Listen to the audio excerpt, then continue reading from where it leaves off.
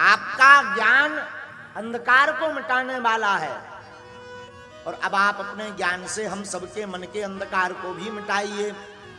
गुरु का अर्थ भी यही है, जो अंधर के अज्ञान को मिटा करके ज्ञान का तेज पुंज प्रकाश जला दे, उसी का नाम है गुरु। महाराज हमारे अंदर अंधकार मचा, आगे कलयुग आ रहा, कलयुग में जीव भगवान की भक्ति करने से बचेगा, उस पर समय नहीं होगा, भगवान को समय नहीं दे पाएगा। वो कम समय में कैसे भक्ति को पा सकता है, जरा बताइए। तपस्या नहीं कर सकता है कलयुग का जीव, इतना विलासी हो जाएगा, इतना भोगी हो जाएगा कि सब उसे बिस्तर पर ही चाहिए। बोलो सीताराम। आजकल के लोग इतने आलसी हैं कि सब कुछ उन्हें बिस्तर पे चाहिए, भोजन भी वहीं, हाँ पड़े ही पड़े भोजन कर रहे हैं, और तो ही पड़े पड़े सो। अब तो बहुत अच्छा, पहले के जमाने में, अच्छा पुराना जमाना कितना अच्छा था। पुराने जमाने में कोई नित्य क्रिया करने जाता था तो 2.5-3 किलोमीटर गांव के बाहर, आजकल होता ही सो के उठत नहीं, बैठ के बगल में। हाँ, पुराने जमाने में सोना चांदी घर में गाड़ कर रखते थे, गंदगी बाहर। आज के जमाने में गंदगी भीतर, सोना चांदी बाहर। हाँ, बोलो सीताराम। तो कलयुग में तो महाआलसी लोग हैं, इनका कल्याण कैसे होगा, आप उपाय बताएं महाराज। 4 प्रश्न किए।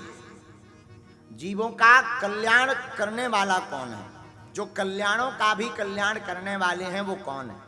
दूसरा प्रश्न, जो पवित्रों से भी पवित्र हैं, सबको पवित्र करने वाले हैं, वो कौन है। तीसरा प्रश्न, भगवत प्राप्ति, भगवान कृष्ण की प्राप्ति कैसे होगी। चौथा प्रश्न, महाराज जीव का कल्याण कैसे होगा। इन प्रश्नों पर आप अपनी आज्ञा करें।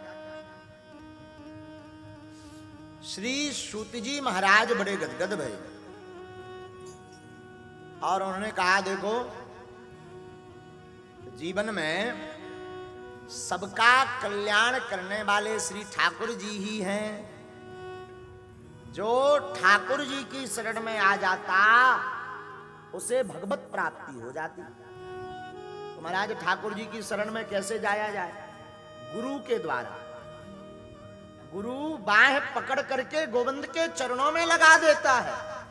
हाँ, गुरु हाथ पकड़ करके गोविंद के चरणों में बैठा देते हैं। ठीक है महाराज।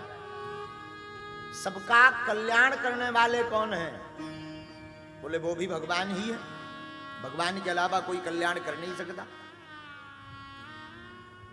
जीव का लक्ष्य क्या है, जीव का लक्ष्य है भगवत प्राप्ति। नौकरी प्राप्त कर लेना जिंदगी का लक्ष्य नहीं है, बहुत बड़ा नाम कमा लेना जिंदगी का लक्ष्य नहीं है पागलो। याद रखना, बड़ी बड़ी कोठी महल बना करके, संतति पैदा करके, बहुत सारा धन कमा करके बैठ जाना, यही जीवन का लक्ष्य नहीं है।